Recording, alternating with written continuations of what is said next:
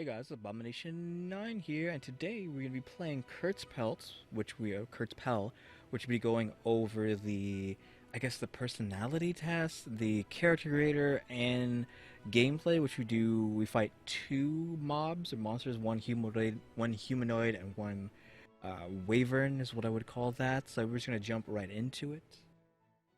Alright, so we start off with a personality test, I think is what this is, which asks you four questions, at least asks me four questions, which here in general, how do you feel about an object, and I picked forest rather than trees, which look at the overall situation rather than just, tunnel vision. So it's asking you, do you look at something with a tunnel vision or a wide-angle lens? The second question is, what process do you follow when you make a decision? So mission over people, people over mission, picked emotional. For that one, then where does your energy flow? So does it flow outward or inward? So active and builds many relationships, or careful and builds long-lasting relationships, which I was going for like the nice thing, I guess, focusing on, I don't know, empathy, I guess, and people rather than being critical. And what is your lifestyle? Straightforward or embracing. Straightforward being seeks perfection and likes to be well organized, or seeks comfort and has flexibility, which we picked embracing because again we were trying to go for this nice aesthetic, I guess, which leads to the healer personality. So if you're trying to get that, those are the options. Assuming the questions are always the same, that is what leads you to the healer. Now we're going to time lapse cut to the character creator here, which you'll see I'm playing with the slider at the beginning, which my character is as short as possible. So if you're trying to make a lolly or something, for some reason, that is as short as it's going to get. As well as there is a slider after here. This yin and yang slider changes how top or bottom heavy you are. As you can see here, like it makes your legs longer or shorter, or torso longer or shorter. So keep that in mind. That's what that does. And you have eyes, eyebrows, pupils. I think these are just the options for the healer personality. I'm assuming that's how that works. And you choose a color and then how light or dark that is. Same thing when we get to the skin. Choose your color, how light or dark. Face features, which I don't know if these are for everyone, since I'm not too sure because I haven't made another color. The hair, you can modify your bangs, the back of the hair, what I believe are called the fangs, so the side parts, and then any ponytails, and you can leave some of these blank. So you can mix and match 4 different types of hair to create a unique hairstyle, and you can partially dye it to, I guess the word they use in the hair industry is ombre, but I would just use the term gradient as someone who does art. But you can ombre your hair to have it be two-toned, which we went with baby blue and light pink for this hairstyle eventually, which obviously is cotton candy style, which the character's name is Cotton Candy, spelled with K's. Since somehow someone already got this, I think I made this character day 1, or at least the day after, and someone already had the name Cotton Candy, no spaces or underscores, which I don't think you're allowed to. And as you can see here, we're playing around with the ombre effect there, and I kind of like this thing that the character creator does, where the character is always trying to look you straight in the face. So even if you turn them to the side, they'll look out the corner of their eye at you. I thought that was kind of amusing. Okay, now we're at the bust slider. So the fullness slider for the butt and boobs, actually soft means how much jiggle. So it's a jiggle slider basically. Soft means a psychotic jiggling, so physics are nowhere near into this. They're just bouncing all over the place. And then tight means they're firm and they don't really jiggle all too much. So that's what that means. And of course, like I said, like well, I didn't say anything, but the bust is just, how big the boobs are here. We can see it again. And the other one, the hips, I think it was called. It's just a butt slider. It's not a hip slider, it's a butt slider. And we're choosing our karma here. You'll only start out with either the sword or the bow karma, I guess. And here we're choosing our accessory. I don't know why there was those accessories. They didn't make any sense. I don't know what they do, but I picked the one that goes on the leg.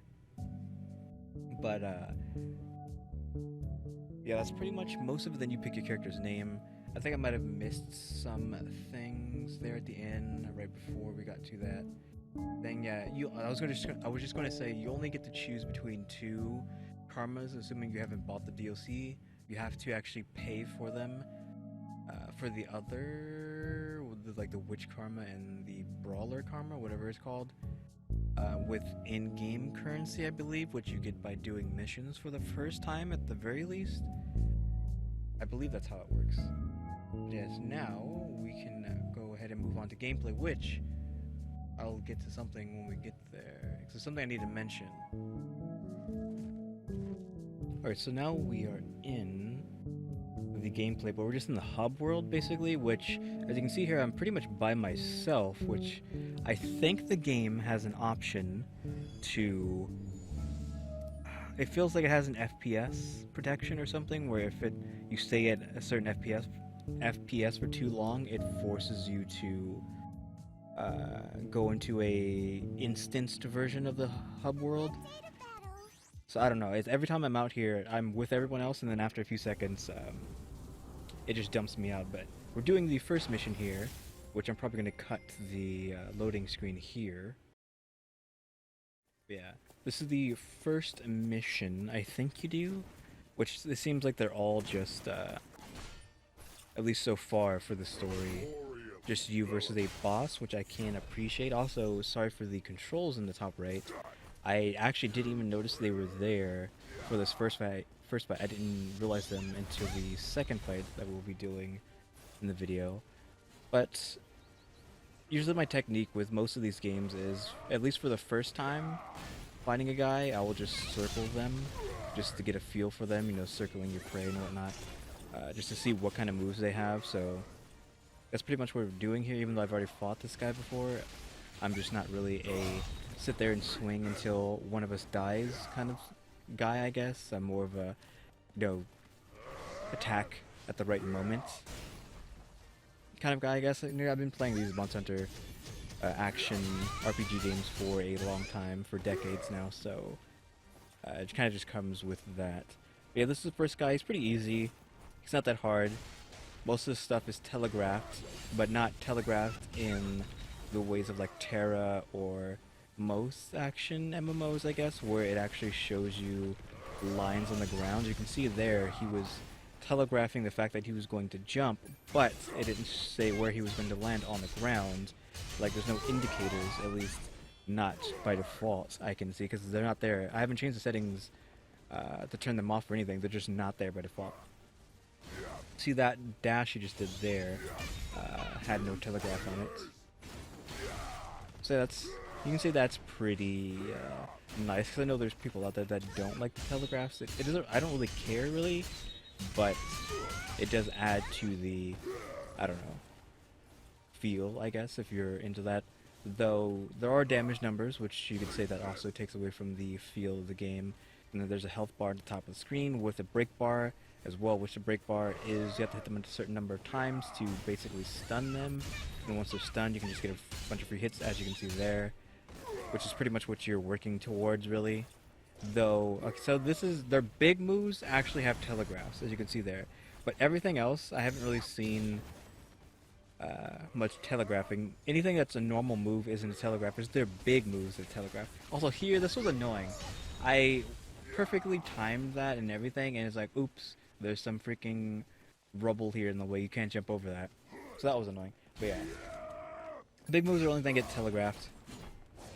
And you're pretty much just working to get rid of that break bar. But if you take too long, they do in fact regen their break bar. Which if I get any like cheap hits here, I'll point it out. Which he's gonna jump, and I'll probably counter jump him here. Yeah. Oh, I just immediately break it, so you won't be able to see. But yeah, it does regen, so you do want to keep hitting them. You don't really want to keep this attitude I have here where, you know, circle until they make a move, then counterattack, basically. So we are running here. You can maybe see that it is regenning quite quickly. Actually, it's already past this health bar. And here's another big move. Again, showing telegraphs only on the moves that are I don't know if they're devastating or quite that devastating, but just the big flashy stuff gets telegraphed. So everything else is just uh, minimalistic. So we're about to beat this guy already, so he's not that big of a deal. I think I might get hit at the end because I'm just trying to get it over with already. So I think that's a bit after this. Is it here? No. There's a point where I do get hit later on. Oh yeah, I need to point it out now because I forgot this is what I wanted to talk about. I think this game has a memory leak issue, which is unfortunate because I noticed when I was making the character creator, because the character creator portion of this, this is where I'm about to get hit, I think too. No, after this, the character creator portion of this, I noticed it. I did it the day before I did these fights. I did these fights today, but the character creator I did the other day.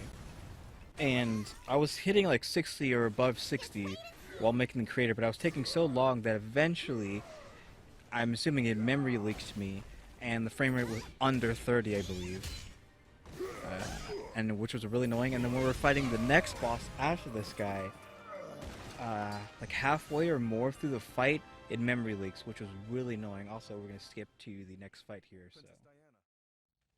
Alright, so we're at the next fight, but like I was saying, I noticed that I think it was like maybe 75% through this fight here with this wyvern or whatever this is, that the frame rate dunked below 30, I believe.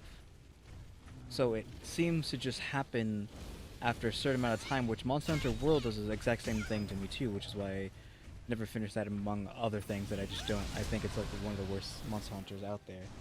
Because it's just not like the traditional games, which I'm pretty sure most people don't agree with that statement, but I just don't like what they did with World. But it's kind of annoying that it does this, and it's I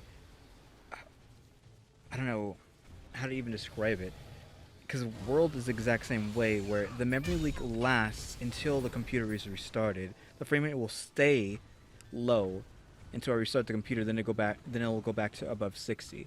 Now, I know the video is being recorded in 30, so you might not even be able to tell, but take it from me, the game was running at 60 or higher when I was actually out there, but it just, for some reason, memory leaks down to nothing. So that's a pretty big problem, because then it's one of the reasons why I quit Monster Hunter World, was because after a certain amount of time, the game would just be like 20 frames a second.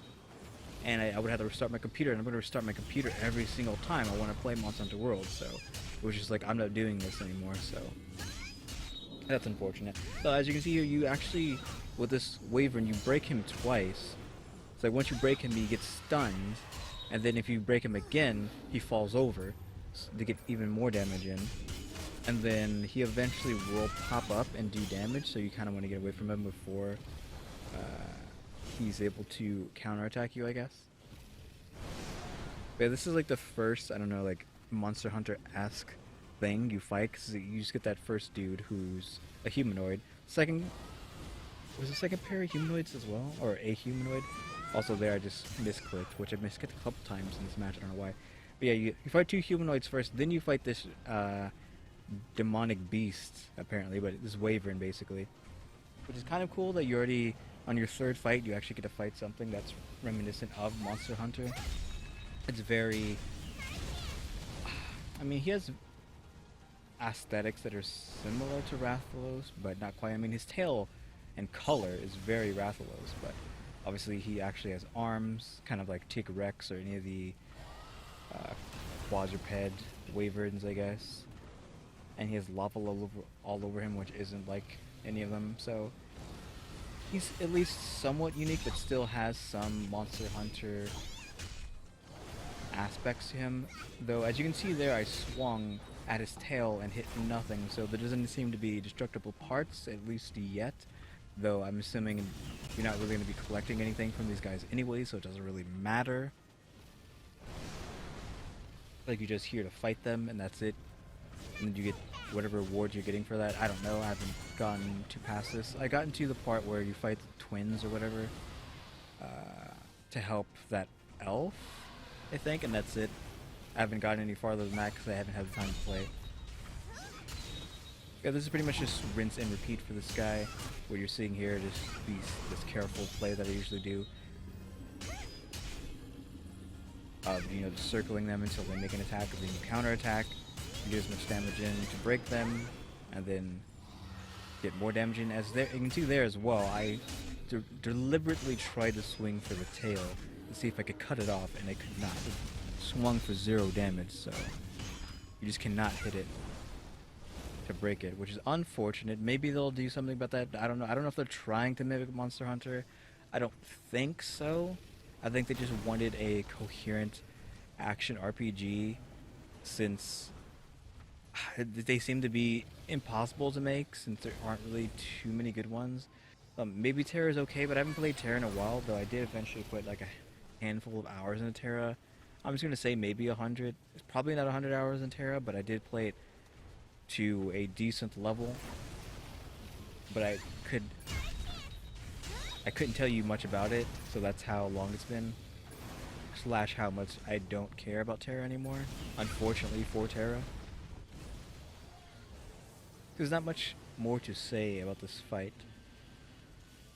Oh, but I think here, yeah, if you stand still for 3 seconds or so, you heal yourself for any yellow damage on your bar, which you'll see later because I specifically end up allowing myself to get hurt, and I'll point it out just so I can get my ultimate, because I noticed that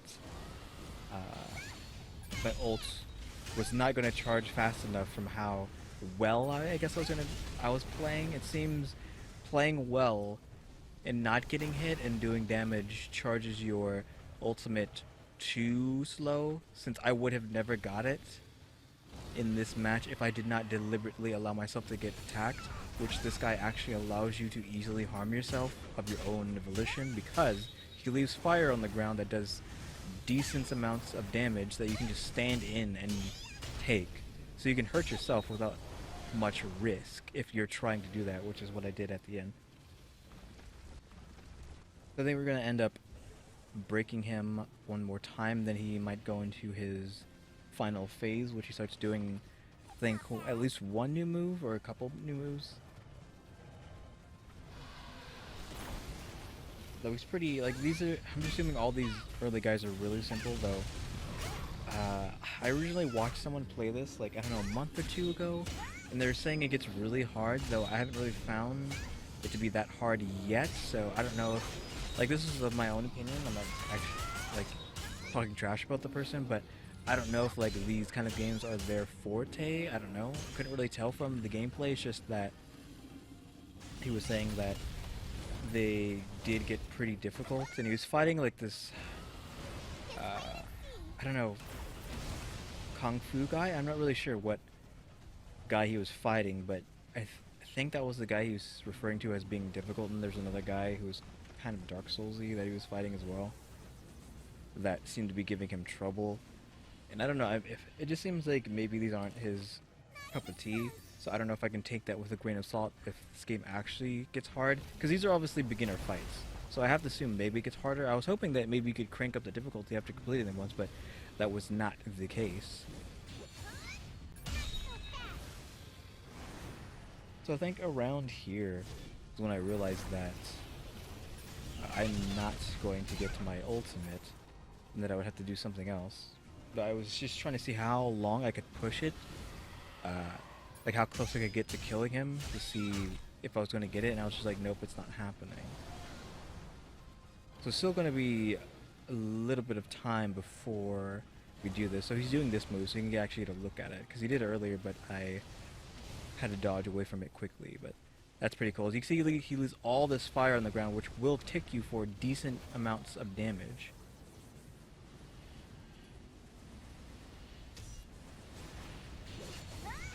So I think I'm still here trying to see if I can power it up. It just seems like taking a lot of damage gives you a lot of ult juice, which the ult is a Q over there on the left.